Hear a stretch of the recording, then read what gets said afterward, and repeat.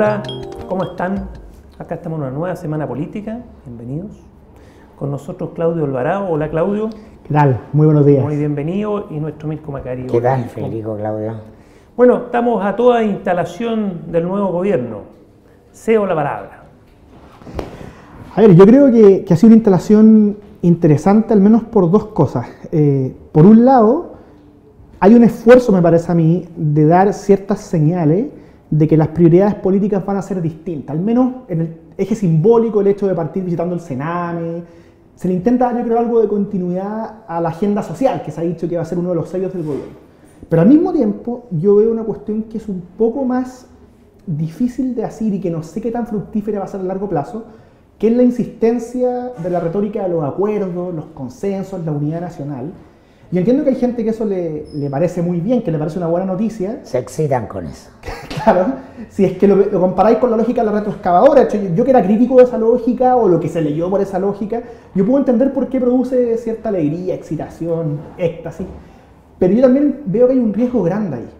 Y es que cuando tú pones el énfasis solo en los acuerdos y no los llenáis de demasiado contenido, no se entiende muy bien para dónde estáis apuntando. Dicho de otro modo, para fijar el rumbo de un gobierno no basta esa retórica, que además también, si es que no se llena un eje que marque bien el norte, suena como a otra época, ¿cierto? Suena a otro país. Yo creo que ahí hay un riesgo del gobierno, entiendo por qué lo hacen, pero que si es que no se llena de contenido, tiene poca duración. Esa es mi ¿Y por qué impresión. lo hacen?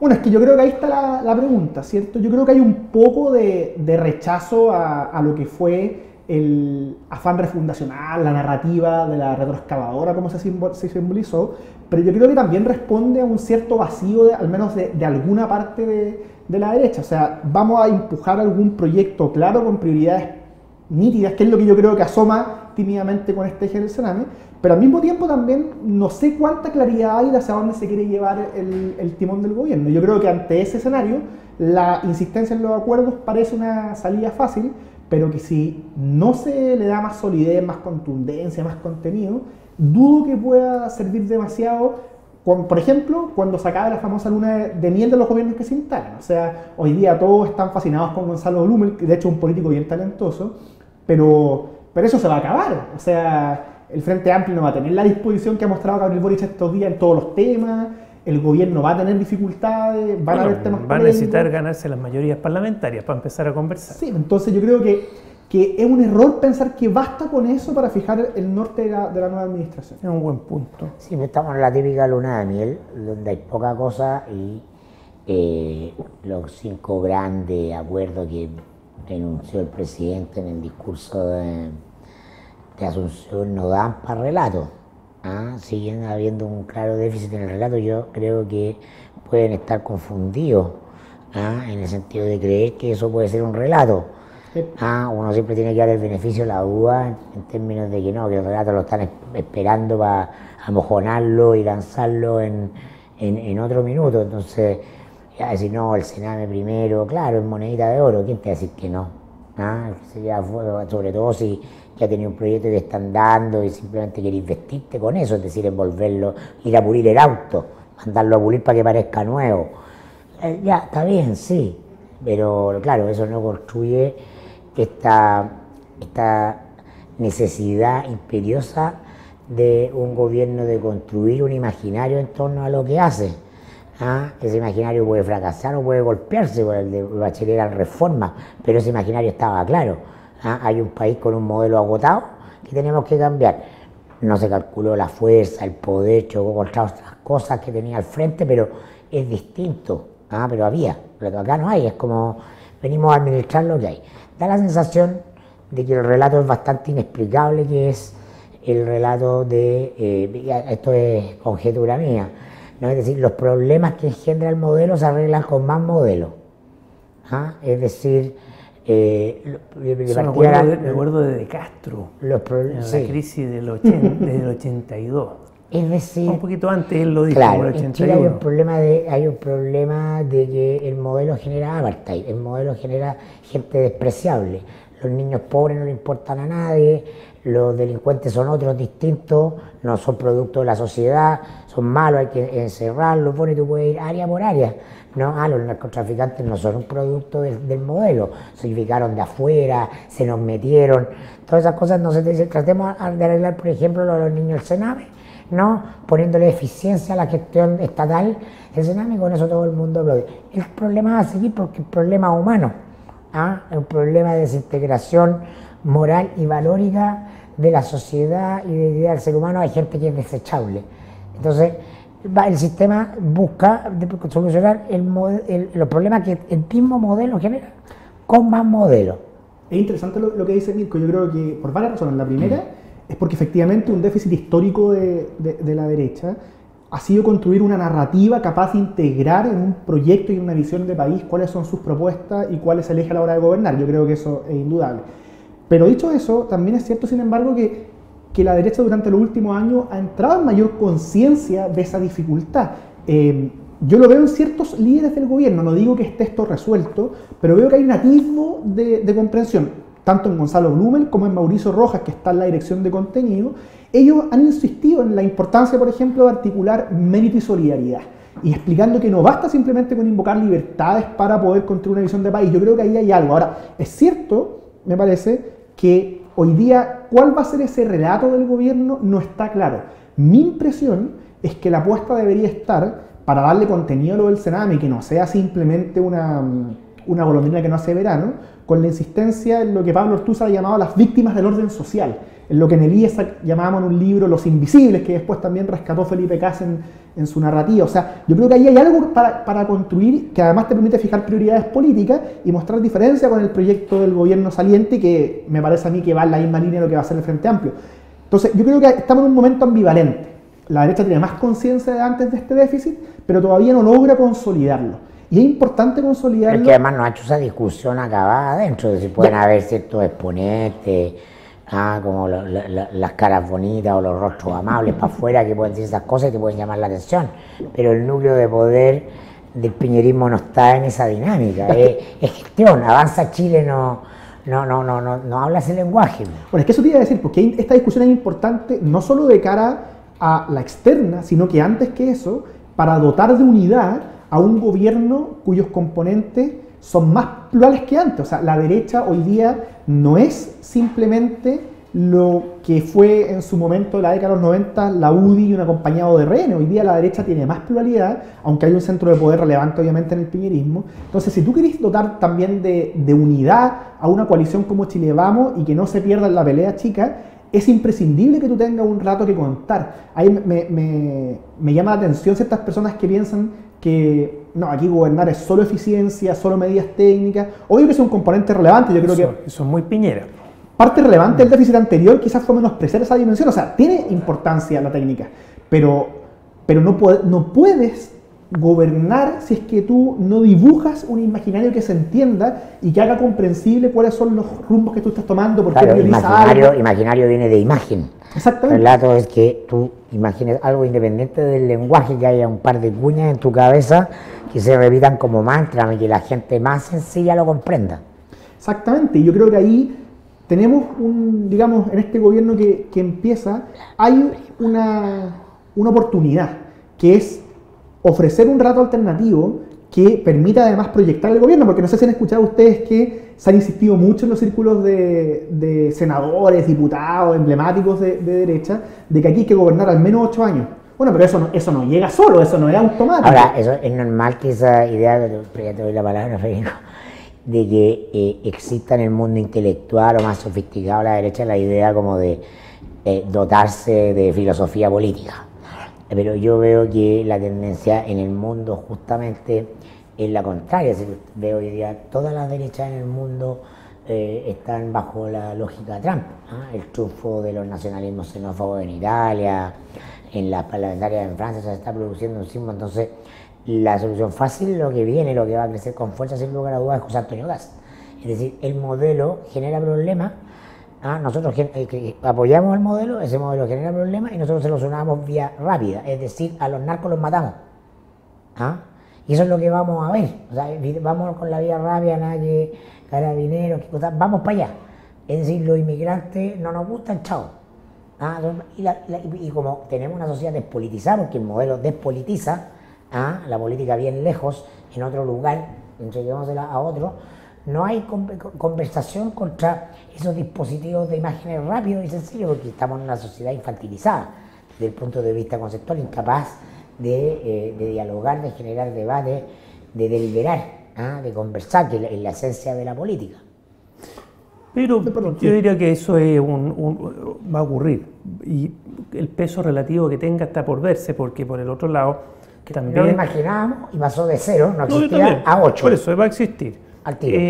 Pero por otro lado están los que quieren darle un relato y hacerse cargo del subproducto del neoliberalismo, ¿sí? de los marginados, y ya no tanto con una lógica asistencial muy de la derecha tradicional, sino tratando de cambiarle la cara. Derecha compasiva, la derecha exactamente. Y ahí tenemos un Moreno. Yo creo que Moreno va a jugar un rol político al interior del gobierno y de relato, haciéndose cargo de que con más modelo, pero sin dejar de lado y sin marginar y excluir a los excluidos, valga la redundancia. O sea, esa es otra de las señales que han aparecido en torno a este... Eso es lo que se indica, sí, eso es lo que aparece, eso. Vamos a ver quién... Una de las cosas que asoman este relato incipiente. O sea, ¿qué luces muestran que se quiere avanzar esa agenda social? La importancia que se le ha dado, al menos retóricamente, al Ministerio de Desarrollo Social, el mismo tema del Sename que hablábamos antes, el hecho de poner a alguien relevante para el piñerismo como Moreno a cargo de ese ministerio, son cosas incipientes que yo insisto, tienen que ser llenadas de contenido, de discurso y de medidas. O sea, aquí hay que articular relato, discurso, estrategia y medidas concretas, y ese es el desafío. Pero yo quería volver a lo de Mirko un segundo sobre la situación mundial y la comparación con la derecha chilena. Yo ahí sería un grado más optimista, porque es indudable que la democracia representativa vive dificultades a lo largo y ancho del orbe. O sea, yo creo que eso estamos de acuerdo. Y eso ha repercutido... Hay un tema con la representación. Sin duda, y ha repercutido en ciertas derechas y ciertos populismos, no solo de derecha, también en la crisis de la socialdemocracia. Pero si yo miro el caso chileno y hago el contraste, me parece a mí que la cuestión no va necesariamente para allá. O sea, yo creo que tú tienes hoy día en Chile dibujándose distintos proyectos políticos, varios de proyectos, pero no estoy seguro de que ese populismo tan marcado, con esas características que se ven en Europa, sea lo único disponible o lo más masivo, porque si yo miro al lado derecho del espectro, yo la verdad es que veo distintas manifestaciones de republicanismo cristiano y laico, no necesariamente hiperelaborados, no demasiado sofisticados, pero veo la federación que alienta el senador Chaguán, veo el esfuerzo que hacen ciertos sectores de Bópoli, veo el esfuerzo de estos grupos más incipientes al alero de liderazgos jóvenes, veo parlamentarios como Jaime Belolio o Diego Chalper que acaba de entrar al Parlamento y digo, mira, aquí hay algo distinto, yo soy un grado más optimista. Pero en todo el mundo se produce esas complejidades, el punto es quién lleva la batuta, quién asoma más, quién se mueve más. Y por eso quién sintoniza mejor con los tiempos, es decir, recordemos que la derecha chilena viene de la dictadura de Pinochet, ahí está su matriz decisiva durante el siglo XX chilena, y ese era un gobierno o un régimen más bien que instaura, por cierto, el modelo ultraliberal, pero con autoritarismo político y con elementos protofascistas que están instalados en su partido fundante, en la UDI, la UDI Chacarilla, y tenía llama como echado a la cabeza, como los nazis. Entonces, hiperconservadores en lo valórico, claro, una cosa bien enredada. La ovación acá en la ENADE, o sea, tú entiendes que ahí está la cuestión, el modelo circunstancial, la idea neoliberal. Puede convivir la idea de mercado completamente regulado, la idea de la selva, y en otros ámbitos, autoritarismo también desatado. Yo veo que va para allá, o sea, ese es el alma del votante de la derecha, porque el votante de derecha, como la derecha nunca ha perdido en Chile, no se ha sofisticado. Tiene muy claro el sentido del poder. Yo creo que son grupos intelectuales. Yo creo que lo que tú dices es cierto, pero todavía vamos a ver quién va a quedar con la hegemonía. Porque la transición los licuó en el centro, por cierto, porque es un fenómeno que produce el vaciamiento de los extremos y todo se disputaba en el centro, y esta cosa del Partido del Orden, que es una élite transversal que administra dando para todas partes dentro de la propia élite, pero eso está estallado en mil pedazos. Pero en la derecha misma esta lucha por la hegemonía está eso que tú dices, está lo que tú dices, pero hay ciertos hitos que te desdibujan, aparte sin perjuicio de la figura de Kast, que ha ido aglutinando a esa derecha más pinochetista, que por supuesto existe, en todos los países hay una derecha más fascista, pero ¿quién va a ir hegemonizando con las complejidades de la derecha actual y estando en el gobierno? No lo sé, sobre todo porque tienen de presidente a alguien que hizo un claro corte con la derecha pinochetista, tanto a nivel discursivo, cuando habló de los cómplices pasivos, hemos hablado otras veces de eso, como a nivel concreto, fue el que cerró el penal Cordillera. Es decir, a nivel simbólico, emblemático, hay un presidente de la República que no se está yendo con ese lado, o no se ha ido, sino que se ha ido más bien por el otro lado. De hecho, en Araucanía, por ejemplo, en todos los temas de seguridad, en narcotráfico, en inmigrantes, ahí vamos a verlo, es decir, lo mismo vamos a ver en el camino, vamos a ver sobre la violación a los derechos humanos en la era Pinochet, eso está más o menos consensuado y hasta la UDI tiene que sacar una candidata a diputada que relativiza uno de dos. Pero hoy día hay una definición que está ahí. O sea, cuando Piñera habló, y habló de los inmigrantes que vienen a Chile a hacer su vida y bienvenida, abucheo en la Plaza de la Constitución, esa es la base de apoyo. Pero mira, yo haría la siguiente apreciaciones o matices.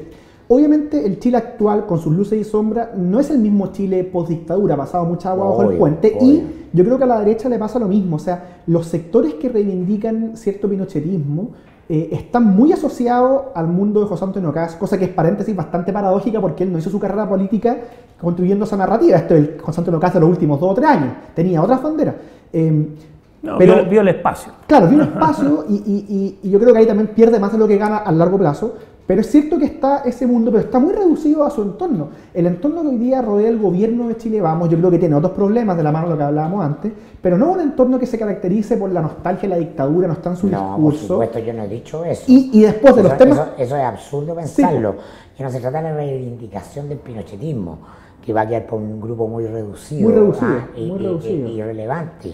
Es lo que implica en temas concretos, en temas concretos de la modernidad del Chile de hoy, la lógica de nosotros contra ellos, que es Pinochet en un momento, es los comunistas son otros. Bueno, y eso no son como nosotros. La otra edad, como le llaman. En todo momento aparece ese espíritu de hay otros que son muy fascistas, puede ser la construcción hablé con la seguridad nacional. Ahora esos otros son inmigrantes, narcotraficantes, esa es la construcción del discurso fascista. Ese es el riesgo latente, obviamente, en cierta derecha, pero mi impresión es que si uno mira los temas concretos que propone Mirko, ese riesgo está más matizado. El ejemplo de los inmigrantes, que es súper interesante. El tema de la migración despierta pasiones a veces inconvenientes, de frente indeseable en algunos mundos, pero por ejemplo, el encargado de la migración del gobierno anterior de Sebastián Piñera fue Joaquín Barañao, que es un tipo que la semana pasada se dedicó a destrozar al Mercurio por su tratamiento irreflexivo de ciertas estadísticas en torno a los migrantes, y publicó una columna en el Definido diciendo, mire, este es un tema complejo, pero si miramos las cifras económicas, aquí el que se pone en lógica antimigrante no entiende nada. Entonces uno dice, y este es un tipo que estuvo a cargo de la agenda de migración del gobierno de Piñera anterior, uno dice, ¿está el riesgo de la migración susceptible de ser abordado en un discurso xenofóbico? Yo tengo mis serias dudas.